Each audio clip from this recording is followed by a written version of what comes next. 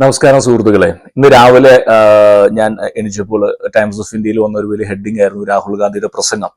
അതായത് ലോക്സഭയിലെ debate of കോൺസ്റ്റിറ്റ്യൂഷന് മറുപടി പ്രസംഗമായ രാഹുൽ ഗാന്ധി ഇന്ന് പാർലമെന്റിൽ നടത്തിയ ഒരു പ്രസംഗത്തെ പറ്റി ടൈംസ് ഓഫ് ഇന്ത്യ ഭയങ്കര ഒരു ഔട്ട്ലൈൻ ഹെഡ്ലൈൻ കൊടുത്തിട്ടുണ്ട്. രാഹുൽ ഗാന്ധി തകർത്തു എന്ന് പറഞ്ഞിരിക്കുന്നത്. അപ്പം രാഹുൽ ഗാന്ധിയുടെ പ്രസംഗം ഞാൻ കാണാൻ തീരുമാനിച്ചു. 26 മിനിറ്റുള്ള ഒരു പ്രസംഗമാണ് രാഹുൽ ഗാന്ധി ഇന്ന് ലോക്സഭയിൽ കാഴ്ചവെച്ച്. രാഹുൽ ഗാന്ധി നമ്മുടെ ഇലക്ടഡ് ഒഫീഷ്യലാണ്, നമ്മളൊരു ഓപ്പോസിഷൻ ലീഡറാണ്. അപ്പൊ അതുകൊണ്ട് തന്നെ അദ്ദേഹത്തിന്റെ ഓരോ വാക്കുകളും നമ്മൾ കാതോർക്കണം. കാരണം ജനാധിപത്യ സർക്കാരിൽ ഒരു പ്രതിപക്ഷ നേതാവിന് നല്ലൊരു ചുമതലയുണ്ട്. അതൊരു അലങ്കാരപരമായ ഒരു പദവി മാത്രമല്ല. സർക്കാരുകൾക്ക് ഒരു പക്ഷേ പല കാര്യങ്ങളും വെള്ളം ചേർക്കേണ്ടതായിട്ട് വരും. കാരണം അവർക്കൊരു ഒരു ഒരു ഒരു ഒരു കോറം ഒരുമിച്ച് കൊണ്ടുപോകുമ്പോൾ ചില കാര്യങ്ങൾ വിട്ടുപോകും. ആ വിട്ടുപോകുന്ന കാര്യങ്ങൾ ഓർമ്മിപ്പിക്കലാണ് ഈ പറയുന്ന പ്രതിപക്ഷ നേതാവിന്റെ ബേസിക് ആയിട്ടുള്ള ചുമതല.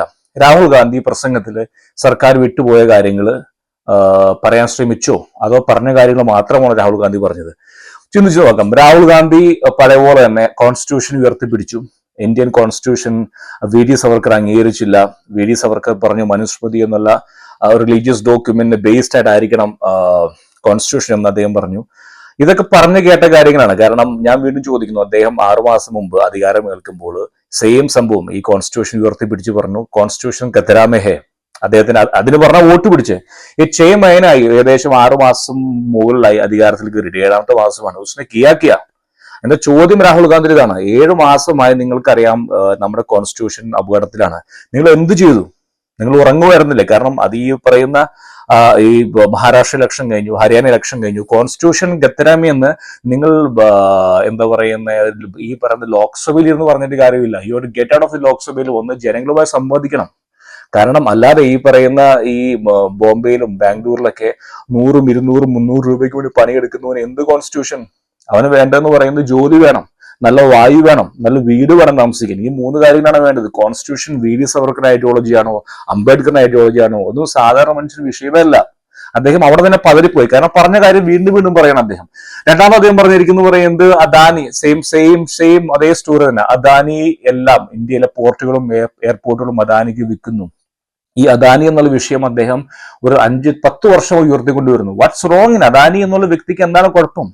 ഇന്ത്യയിലെ പോർട്ടുകളും എയർപോർട്ടിലും വികസിച്ചേ പറ്റൂ. വികസിക്കണമെങ്കിൽ പണം വേണം. We need A capitalist. America, ഞാൻ പറയുന്ന അമേരിക്ക എന്ന് പറയുന്നത്, വി ഹാവ് ഇവിടുത്തെ പ്രോഗ്രാംസുകൾ, സ്പേസ് പ്രോഗ്രാംസ് ആയിക്കോട്ടെ അല്ലെങ്കിൽ AI പ്രോഗ്രാംസ് ആയിക്കോട്ടെ, ഇന്ന് പറഞ്ഞ സർക്കാരിന് വേണ്ട പ്രോഗ്രാംസുകളൊക്കെ is doing by corporates.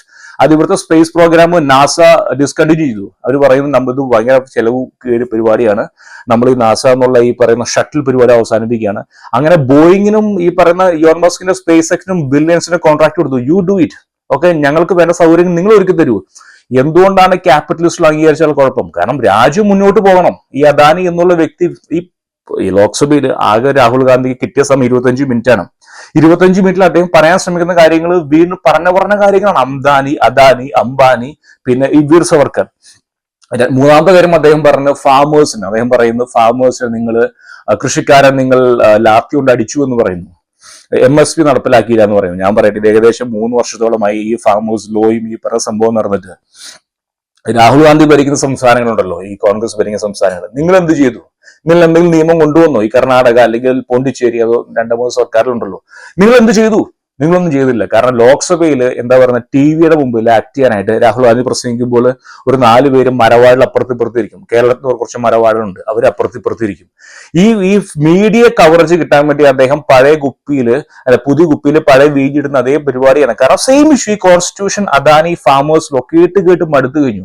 4ാമത്തെ issue അദ്ദേഹം പറഞ്ഞ അഗ്നിവീറുമായി ബന്ധപ്പെട്ട ഇഷ്യൂ. അഗ്നിവീർ ഇഷ്യൂ അദ്ദേഹം കഴിഞ്ഞ അതേ ചർച്ചയിൽ പറഞ്ഞൊരു ഇഷ്യൂ ആണ്. അഗ്നിവീർ അഗ്നിവീർ നിയമമായി പ്രാബല്യത്തിൽ വന്നു. അഗ്നിവീറിൽ എന്തൊക്കെ മാറ്റം വരുത്താം?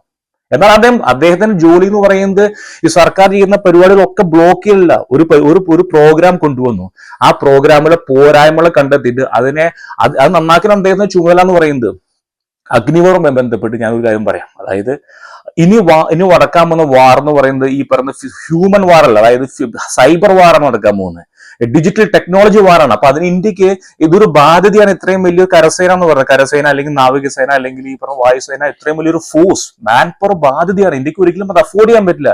നമ്മുടെ GDP-യുടെ നല്ലൊരു പങ്ക് പോകുന്നു ഇവരെ മെയിൻറ്റെയിൻ ചെയ്യാനാണ്. അപ്പൊ അടുത്തൊരു 10 വർഷത്തേക്ക് ഈ അനലിസ്റ്റുകൾ ഫോർകാസ്റ്റ് ചെയ്യാൻ നമുക്ക് ഇത്രയും ആളുകളെ വേണ്ട. അപ്പൊ എന്ത് ചെയ്യുന്നു? 4-5 വർഷത്തേക്ക് ഇവരെ റിക്രൂട്ട് ചെയ്യണം.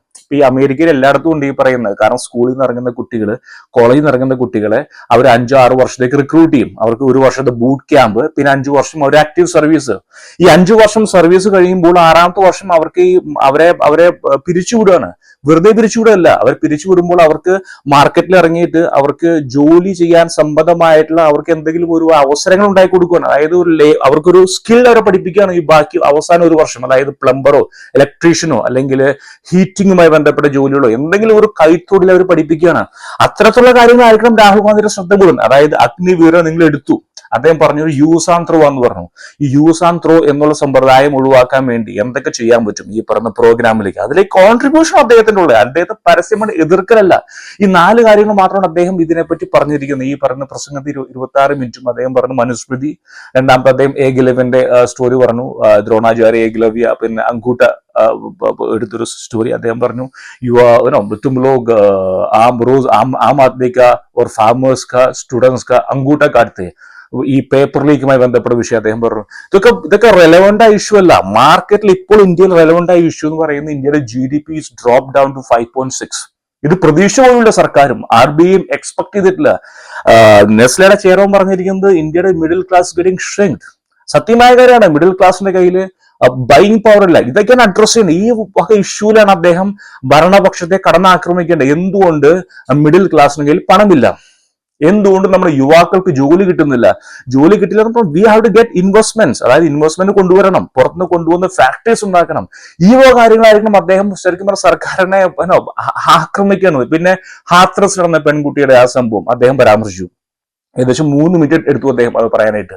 4 വർഷം മുമ്പ് നടന്ന സംഭവമാണ് ഈ ഹാത്രസ് പെൺകുട്ടിയുടെ റേപ്പുമായി ബന്ധപ്പെട്ട വിഷയം. ദാരുണമായിട്ടുള്ള സംഭവമാണ്. തീർച്ചയായിട്ടും അത് ഒഴിവാക്കേണ്ടതായിരുന്നു. പക്ഷെ 4 വർഷത്തിനപ്പുറം അദ്ദേഹം എന്ത് ചെയ്തു? അദ്ദേഹം ഈ ഹാത്രസ് എന്നുള്ള സംഭവം മീഡിയ വരുമ്പോൾ, അതായത് 4 ക്യാമറ അപ്പുറത്ത് ഇപ്പുറത്ത് ഇരിക്കുമ്പോൾ അദ്ദേഹത്തിന് ഇങ്ങനെ ഹാത്രസ് ഓർമ്മ വരും. അതല്ലാതെ ഈ 4 വർഷത്തിൽ എന്തൊക്കെ ചെയ്തു അദ്ദേഹം? അദ്ദേഹത്തിന് ഒരുപാട് കാര്യങ്ങൾ ചെയ്യാറുമല്ലോ അല്ലെ. അദ്ദേഹത്തിന് ധർണ ഇരിക്കായിരുന്നു, അല്ലെങ്കിൽ കുട്ടിയുടെ കുടുംബത്തെ ഏറ്റെടുക്കായിരുന്നു. അദ്ദേഹം അതൊന്നും ചെയ്യാതെ ഒരു ആവശ്യങ്ങൾക്ക് മാത്രം ഉപയോഗിക്കുന്ന ഒരു രീതിയാണ് രാഹുൽ ഗാന്ധി ഈ പറയുന്ന ഈ വിഷയങ്ങളെ. അതായത് ഫാർമേഴ്സ്, ഈ ഹാത്രസിലെ പെൺകുട്ടി, രണ്ടാമത് പറയുന്നത് ഈ പറയുന്ന യുവാക്കൾ, അതല്ല വീന്റെ കോൺസ്റ്റന്റ് ലീഡർ. അതായത് ഈ യുവാക്കളുടെ പ്രശ്നമുണ്ട് ഇന്ത്യയിൽ, ജോലിയില്ല. Whatever you say, okay, there is unemployment is a big issue in India, specifically for 25 മുതൽ 40 വയസ്സിലുള്ള യുവാക്കൾക്ക് അൺഎംപ്ലോയ്മെന്റ് വലിയൊരു ഇഷ്യൂ ആണ്. We need more job. Okay, job വേണമെങ്കിൽ we need investment, foreign investment വരണം. രണ്ടാമത് റൂപ്പി ഈസ് ഡ്രോപ്പിംഗ് ഡൗൺ. അതായത് ഇപ്പോഴത്തെ ഈ ഡോളർ വാല്യൂ 85 കടന്നു. അധികം വൈകാതെ 92 പറയുന്നത്. എന്റെ കഴിഞ്ഞ വീഡിയോയിൽ ഞാൻ പറഞ്ഞിട്ടുണ്ട് എന്തുകൊണ്ടാവുമെന്ന്. അപ്പോൾ അതിനെപ്പറ്റിയാണ് സംസാരിക്കേണ്ടത്. ആസ് ഫോറിൻ മിനിസ്റ്റർ, ഫൈനാൻസ് മിനിസ്റ്ററോട് ചോദിക്കണം എന്തുകൊണ്ട് റൂപ്പീസ് ഡ്രോപ്പിംഗ് ഡൗൺ, എന്തുകൊണ്ട് foreign investors are taking money from India. ഇത്തരത്തിലുള്ള കാര്യങ്ങളാണ് ചോദിക്കേണ്ട ആരോട് ലോക്സഭയിൽ. അല്ലാതെ പറഞ്ഞ കാര്യങ്ങൾ തന്നെ വീണ്ടും വീണ്ടും പറയുമ്പോൾ ജനങ്ങൾക്ക് ഈ വിശ്വാസം നഷ്ടപ്പെടുവാണ് ഈ രാഹുൽ ഗാന്ധിയോടുള്ളത്. ഇദ്ദേഹം, എനിക്കറിയില്ല അദ്ദേഹത്തെ ഈ ആരാണ് ഈ സ്ക്രിപ്റ്റ് പറഞ്ഞു കൊടുക്കുന്നത്. അദ്ദേഹത്തിന് അതിലും ഭംഗിയായി പ്രസംഗിക്കുന്ന ഒരുപാട് പേര് പുറകിലുണ്ട്. അവർക്ക് അവസരം കൊടുത്താൽ ഭംഗിയായി പ്രസംഗിച്ചാനെ. ഈ രാഹുൽ ഗാന്ധി ഈ പറയുന്ന രീതിയിലാണ് മുന്നോട്ട് പോകുന്നെങ്കിൽ അദ്ദേഹം അടുത്ത വർഷം അദ്ദേഹത്തിന്, എനിക്ക് തോന്നുന്നില്ല അദ്ദേഹത്തിന് ലീഡർ ഓപ്പോസിഷൻ ആവാനുള്ള സംഖ്യ പോലും കിട്ടുമെന്ന്.